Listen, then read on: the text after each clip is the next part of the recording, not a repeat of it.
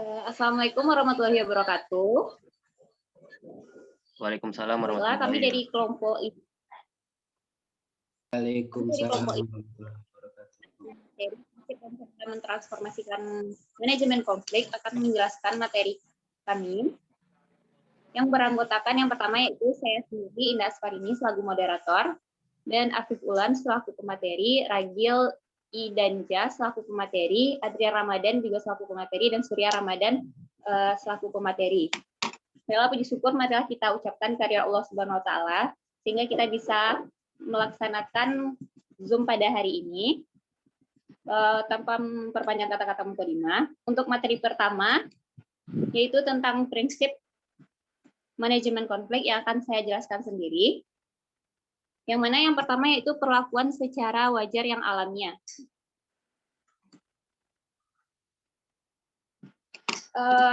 Prinsip-prinsip manajemen konflik ini yang pertama itu perlakuan secara wajar yang alamiah, yang mana konflik yang timbul dalam penyelenggaraan suatu pendidikan adalah sebagai sesuatu yang wajar dan alamiah. Konflik ini menjadi bagian yang tak terpisahkan dari organisasi, tak perlu dihindari tapi harus dihadapi pimpinan melalui manajemen konflik. Dan yang kedua yaitu pandanglah sebagai dinamisator organisasi.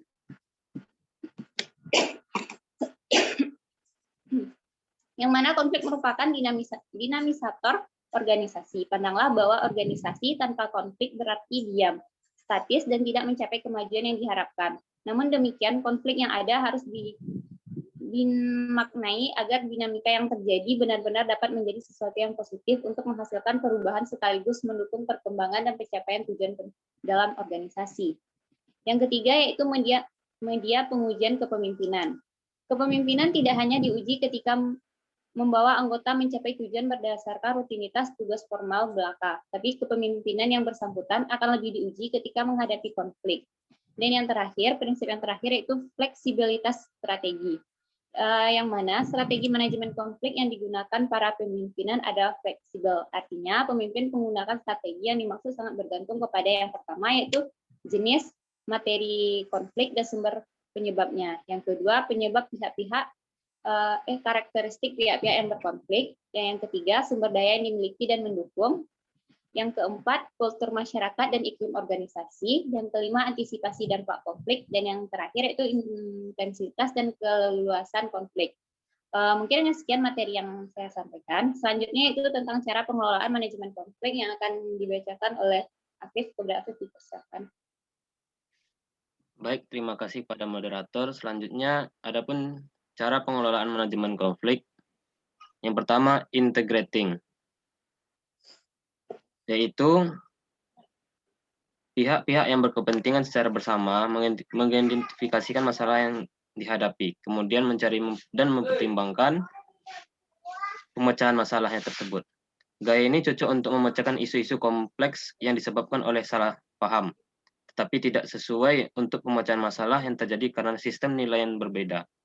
Kelemahan utamanya adalah memerlukan waktu yang lama dalam penyelesaian masalah.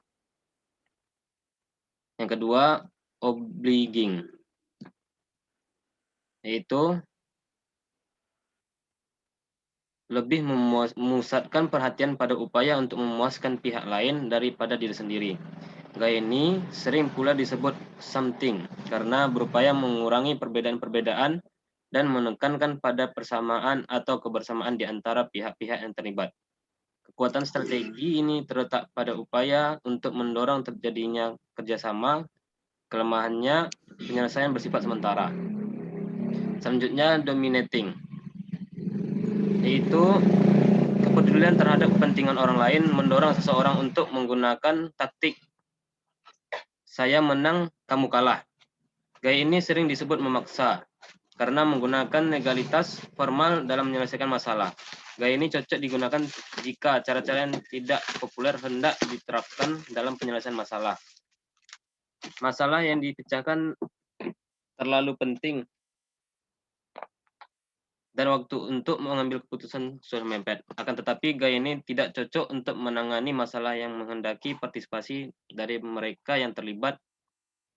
Kekuatan utama gaya ini terletak pada minimalnya waktu yang diperlukan. Kelemahannya, sering menimbulkan kejengkelan atau rasa berat hati untuk menerima keputusan oleh mereka yang terlibat.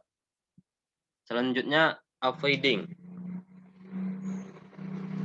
Avoiding ini digunakan untuk menyelesaikan masalah yang sepele atau remeh, atau jika biaya yang harus dikeluarkan untuk konfrontasi jauh lebih besar daripada keuntungan yang akan diperoleh. Gaya ini tidak cocok untuk menyelesaikan masalah-masalah yang sulit atau buruk. Kekuatan dari strategi penghindaran adalah jika kita menghadapi situasi yang membingungkan atau mendua, kelemahannya penyelesaian masalah hanya bersifat sementara dan tidak menyelesaikan pokok-pokok masalah. Selanjutnya, compromising. Gaya ini menempatkan seseorang pada posisi moderat, yang secara seimbang memadukan antara kepentingan sendiri dan kepentingan orang lain. Gaya ini merupakan pendekatan saling memberi dan menerima, menangani masalah yang melibatkan pihak-pihak yang memiliki tujuan berbeda tetapi memiliki kekuatan yang sama.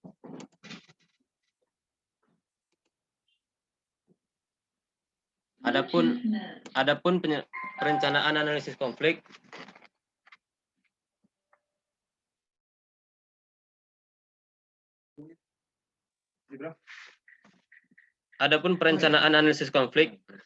pada tahap ini dilakukan identifikasi konflik yang terjadi untuk menentukan sumber penyebab dan pihak-pihak yang terlibat dalam konflik tersebut. Jika konflik sudah dalam tahap terbuka, akan dapat mudah dikenal, tetapi jika masih dalam tahap potensi, perlu diberi stimulus akan terjadi terbuka dan dapat dikenal. Evaluasi konflik. Pada tahap ini dilakukan evaluasi apakah konflik tersebut sudah mendekati titik patah, sehingga perlu diredam agar tidak menimbulkan dampak negatif, atau konflik tersebut masih ada sekitar titik kritis yang justru menimbulkan dampak positif, atau justru baru dalam tahap tersembunyi, sehingga perlu diberi stimulus agar mendekati titik kritis dan memberikan dampak positif. Selanjutnya, memecahkan konflik. Anggota organisasi senantiasa dihadapkan pada konflik. Perubahan atau inovasi baru sangat rentan menimbulkan konflik, apalagi jika tidak disertai pemahaman yang memadai terhadap ide-ide yang berkembang. Metode yang sering digunakan untuk menangani konflik adalah: pertama, dengan mengurangi konflik. Kedua, dengan menyelesaikan konflik. Untuk metode pengurangan konflik, salah satu cara yang sering efektif adalah dengan mendinginkan persoalan terlebih dahulu. Meskipun demikian, cara semacam ini sebenarnya belum menyentuh persoalan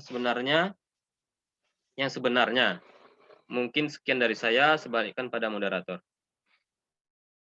Terima kasih kepada Afif yang telah menyampaikan materi. Materi selanjutnya itu transformasi konflik yang akan disampaikan oleh Ragil. Kepada Ragil, dipersilakan. Terima kasih atas kesempatannya, moderator. Pada kesempatan kali ini saya akan menjelaskan tentang transformasi konflik. Transformasi konflik adalah suatu impian dan upaya merespon terhadap pasang surut dan gelombang dari konflik sosial sebagai kesempatan yang diberikan oleh kehidupan untuk menciptakan proses perubahan sosial yang konstruktif atau bersifat membangun, di mana dapat mengurangi kekerasan, meningkatkan keadilan dalam interaksi langsung dan struktur sosial. Berikut merespon masalah manusia dalam hubungan kemanusiaan. Transformasi konflik lebih dari sekedar teknik yang spesifik. Transformasi konflik merupakan suatu cara untuk melihat konflik secara utuh dengan menyimak secara sebaik.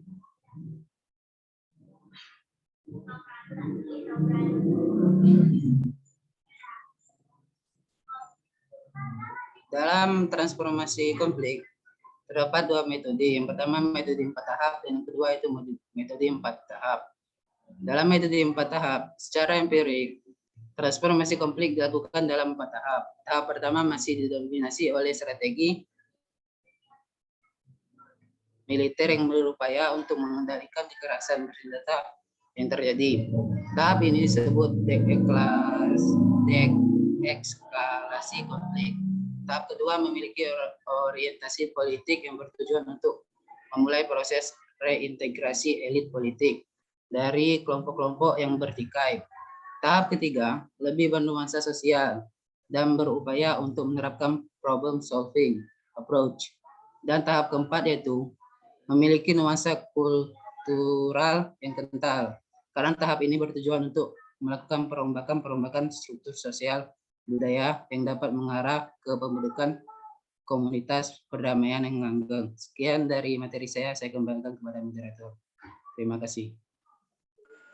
Terima kasih kepada Ragil yang telah menyampaikan materinya. Materi selanjutnya akan disampaikan oleh Adrian. Kepada Adrian, dipersilakan. Baiklah, terima kasih kepada moderator. Deskalasi konflik. Dalam tahap ini, konflik yang terjadi masih diwarnai oleh pertikaian bersenjata yang memakan korban jiwa, sehingga pengusung resolusi konflik berupaya untuk menemukan waktu yang tepat untuk memulai proses resolusi konflik. Proses resolusi konflik dapat dilakukan jika mulai didapat indikasi bahwa pihak-pihak yang bertikai akan menurunkan tingkat eskalasi konflik. Yang kedua, intervensi kemanusiaan dan negosiasi politik. Ketika deskalasi konflik sudah terjadi, maka proses resolusi konflik dapat dimulai bersamaan dengan penerapan intervensi kemanusiaan untuk meringankan beban penderitaan korban-korban konflik. Intervensi kemanusiaan dilakukan dengan menerapkan prinsip midware operation. Prinsip ini mengharuskan intervensi kemanusiaan untuk tidak lagi bergerak di lingkungan pinggiran konflik bersenjata, melainkan harus bisa mendekati titik sentral peperangan. Tahap ini kental dengan orientasi politik yang bertujuan untuk mencari kesepakatan politik antar konflik. Yang ketiga, problem solving approach. Tahap ini diarahkan untuk menciptakan suatu kondisi yang baik dan memungkinkan bagi pihak-pihak antagonis untuk melakukan transformasi suatu konflik yang spesifik ke arah resolusi. Transformasi konflik dapat dikatakan berhasil jika dua kelompok yang bertikai dapat mencapai pemahaman timbal balik tentang cara untuk mengeksplorasi alternatif penyelesaian konflik yang dapat langsung dikerjakan oleh masing-masing komunitas. Yang keempat, peace building. Tahap ini ada proses transisi, rekonsiliasi, dan konsolidasi. Tahap ini merupakan yang terberat dan memakan waktu cukup lama karena memiliki orientasi struktural dan kultural. Metode 5 pendekatan, solidaritas perempuan untuk hak asasi manusia menawarkan formula yang sering digunakan selama ini, termasuk pula yang dianjurkan oleh Mial, yakni 5 pendekatan. Menghadapi konflik meliputi kompetensi, akomodasi, menghindar, kompromi, dan kolaborasi. Baiklah, sekian dari saya kembalikan kepada moderator. Baiklah, terima kasih kepada Adrian. Materi selanjutnya akan disampaikan oleh Surya. Kepada Surya, dipersilakan.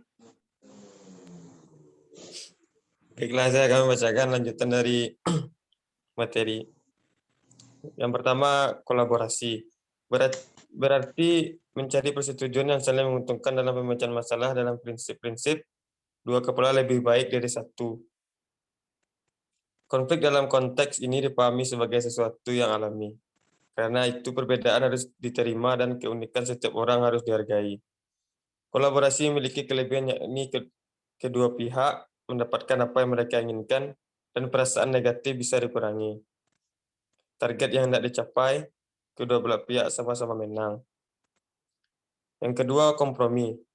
Berarti memperhatikan hubungan dengan pihak lain, sekaligus ada tujuan pribadi. Ada kesediaan mengorbankan beberapa tujuan sambil tetap meyakinkan pihak lain untuk menyerahkan bagiannya sekaligus. Konflik dalam konteks ini dipahami sebagai perbedaan yang saling menguntungkan, yang bisa dipecahkan dengan cara kerja sama dan berkompromi. Target yang hendak dicapai adalah kooperatif, hasilnya bisa menang kalah atau kalah. Yang ketiga, akomodasi. Berarti menerima pandangan dari pihak lain dan membiarkan pandangan tersebut menang sementara dirinya menyerah, mendukung, atau mengaku salah.